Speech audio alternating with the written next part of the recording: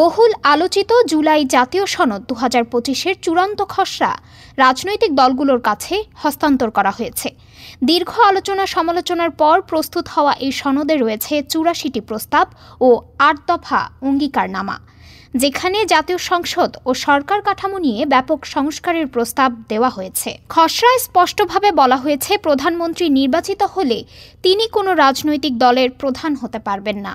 পাশাপাশি কেউ 10 বছরের বেশি সময় ধরে প্রধানমন্ত্রীর পদে থাকতে পারবেন না। সনদে দ্বিকক্ষ বিশিষ্ট সংসদ গঠনের সুপারিশও অন্তর্ভুক্ত করা হয়েছে। জাতীয় ঐকমত্য কমিশনের তৈরি এই খসড়ায় সংবিধান, নির্বাচন ব্যবস্থা, বিচার বিভাগ, জনপ্রশাসন, পুলিশ প্রশাসন ও দুর্নীতি দমন সংক্রান্ত সংস্কারকে বিশেষভাবে গুরুত্ব দেওয়া হয়েছে। কমিশনের দাবি, এসব বিষয়ে ইতোমধ্যে রাজনৈতিক দলগুলোর মধ্যে ঐকমত্য গড়ে উঠেছে। সনদের পটভূমিতে উল্লেখ করা হয়েছে, 1971 সালের স্বাধীনতার ঘোষণাপত্রে যে সাম্য, মানবিক মর্যাদা ও সামাজিক সুবিচারের ভিত্তিতে গণতান্ত্রিক রাষ্ট্র ব্যবস্থা প্রতিষ্ঠার স্বপ্ন দেখা হয়েছিল, দীর্ঘ 53 বছর পরেও তা পূর্ণরূপে বাস্তবায়িত হয়নি।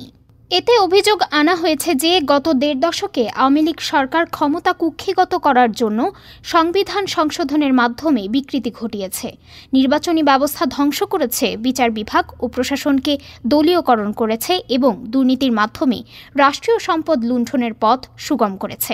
জুলাই জাতীয় সনদকে নতুন রাজনৈতিক বন্দোবস্তের দলিল হিসেবে আখ্যা দেওয়া হয়েছে, যা ভবিষ্যতের সংস্কার ও রাষ্ট্র পরিচালনার ভিত্তি হতে পারে বলে মনে করছেন সংশ্লিষ্টরা।